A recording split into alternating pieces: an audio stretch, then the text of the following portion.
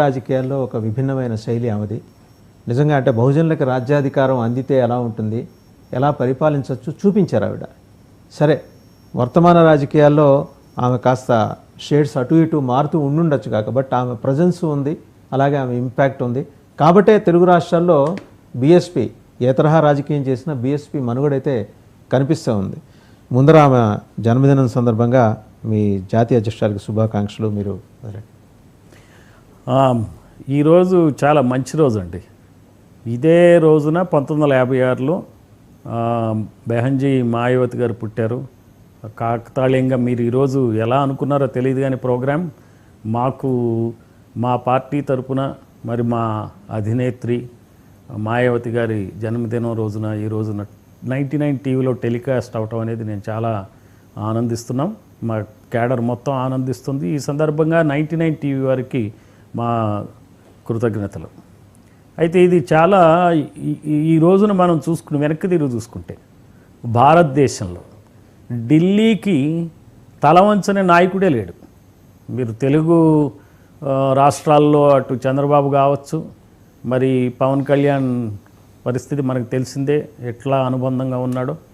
జగన్ మరి తలవంచాడు, కేసీఆర్ కూడా మరి తలవంచిన నాయకుడే.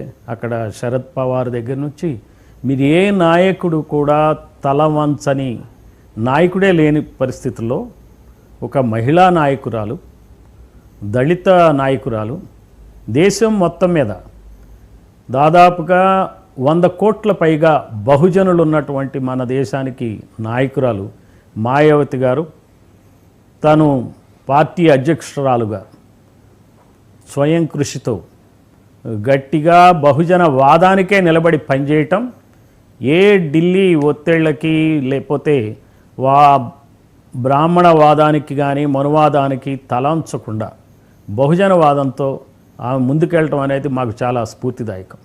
ఈ రోజున దేశంలో ఉన్నటువంటి బీసీ, ఎస్సీ, ఎస్టీ మైనారిటీలే కాదు, అగ్రవర్ణాల పేదలు కూడా మాయావతి గారి నేతృత్వం కోసం ఎదురు చూస్తున్నాయి. ఆమె పాలన ఎలా ఉంటుందో ఉత్తరప్రదేశ్లో 2007 నుంచి 12 వరకు అక్కడి ప్రజలు చవి చూశారు. నిజమైన ప్రజాస్వామ్యం ఉండాలి అంటే ఈ దేశంలో తెలుగు రాష్ట్రాల్లో ముఖ్యంగా ఆంధ్రప్రదేశ్లో బహుజనులకు రాజ్యం వస్తేనే సామాన్యులకు రాజ్యం వచ్చినట్టు, మీరు ఆంధ్రప్రదేశ్ శ్రామికులకు రాజ్యం వచ్చినట్టు. కాబట్టి సార్ ఒకసారి చూద్దాం.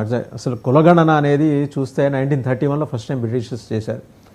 అది కూడా ఏంటంటే ఎస్సీ ఎస్టీస్ని ఐడెంటిఫై చేయడం. బీసీల వరకు వచ్చి చూస్తే పెద్దగా తర్వాత జరిగిన కార్యక్రమాలు ఏం లేవు. కొంత అంటే మీరు అన్నట్టు మీ పార్టీ ఆవిర్భవించిన తర్వాత బహుజనులు అందరినీ కలుపుకొని ఇంక్లూజివ్ పాలిటిక్స్ చేయడంలో బీఎస్పీ కొంతమేరకు నెగ్గింది. సరే, నార్త్ ఇండియాలో మీ ప్రావెస్నెస్ ఏంటో చూపించుకున్నారు. దక్షిణాదిలో మీ ప్రభావం చూపించలేకపోవడానికి కారణం చక్రం తిప్పేవాళ్ళు ఎవరు మీరు లేరా మీ బీసీ నాయకుల్లో? ఇప్పుడు మన దగ్గర ముఖ్యంగా మీరు ఆంధ్రప్రదేశ్కి వచ్చారు కాబట్టి ఆంధ్రప్రదేశ్లో చెప్తాను. ఈ ఆంధ్రప్రదేశ్లో 2 కులాలు రాజ్యం వెళ్తున్నాయి. అటు ఎస్సీ ఓట్ బ్యాంక్ని ఇటు బీసీ ఓట్ బ్యాంక్ని చీల్చుకుని వాళ్ళ ఓట్ బ్యాంక్ ఇప్పుడు దురదృష్టవశాత్తు ఏమిటంటే ఎస్సీలకి వాళ్ళకు ఒక పార్టీ ఉందని భ్రమపడుతున్నారు. మొన్నటిదాకా కాంగ్రెస్, ఇప్పుడు వైసీపీ అని. అలాగే బీసీల పార్టీ టీడీపీ పార్టీ అనే భ్రమల్లో ఉన్నారు. ఇది ఈ రోజున టీడీపీ పార్టీ అంటే ఎవరి పార్టీ, ఏ కులానికి చెందిన పార్టీయో చెప్పాల్సిన అవసరమే లేదు, అందరికీ తెలుసు. అలానే వైసీపీ పార్టీ అంటే ఏ కులానికి చెందిన పార్టీయో మనం చెప్పాల్సిన అవసరం లేదు, అది అందరికీ తెలుసు. ఈ నేపథ్యంలో అటు బీసీలు, ఇటు ఎస్సీలు, ఎస్టీలు, ముఖ్యంగా ముస్లిమ్స్ అండి. ముస్లిమ్స్ ఈ రోజున ఆంధ్రప్రదేశ్లో వాళ్ళకి పలానా పార్టీ ఉన్నదని చెప్పడానికి లేదు. ఎందుకంటే వైసీపీ మరి మోడీతోనే అంటకాగింది, టీడీపీ ఈ రోజున గతంలో కూడా మరి బీజేపీతోనే అంటకాగింది. ఇక్కడ కనీసం తెలంగాణలో ముస్లిమ్స్కి ఒక పార్టీ ఉంది, అక్కడ ఏది లేదు. సో ముస్లిమ్స్ మరీ ఇంత దారుణమైన పరిస్థితుల్లో ఆంధ్రప్రదేశ్లో ఉన్నారు. కాబట్టి ఖచ్చితంగా రాజకీయ వెలితి లేదా పొలిటికల్ వ్యాక్యూమ్ ఉంది. ఆ వ్యాక్యూమ్ని ఫిలప్ చేసేది ఎప్పటికైనా బహుజన సిద్ధాంతమే. బహుజన సిద్ధాంతాన్ని పుణికిపుచ్చుకుని అంబేద్కర్ వాదంతో ముందుకెళ్తున్న ఒకే ఒక పార్టీ బహుజన్ సమాజ్ పార్టీ. అందువల్ల బహుజన్ సమాజ్ పార్టీ ఖచ్చితంగా ఈ పొలిటికల్ వ్యాక్యూమ్ని ఫిలప్ చేస్తుంది. ఇక్కడ నాయకులు కాదు, వాదమే నాయకులు. బీసీ ఎస్సీ ఎస్టీల సమస్యలే నాయకుల కింద నేను పరిగణిస్తా. నాయకత్వం అంటూ ప్రత్యేకంగా రావక్కర్లే. ఈ రోజున బహుజనులు అందరూ కూడా ఆలోచిస్తున్నారు. బహుజనులే కాదు, అగ్రవర్ణాల్లో పేదలు కూడా మీరు ఒకసారి చూసుకుంటే బ్రాహ్మిన్స్ కానీ, వైశ్యాస్ కానీ, ఆంధ్రాలో వెలమాస్ కానీ, ఈవెన్ రాజులకు కూడా మనం ఆలోచిస్తే నిజమైన రాజ్యాధికారం ఏం లేదు. వాళ్ళు ఓన్లీ సైడ్ కిక్కుల్లాగా పనిచేస్తున్నారు. కాబట్టి ఈ రోజున ఏంటంటే ఈ వర్గాలన్నీ కూడా కలవాలి.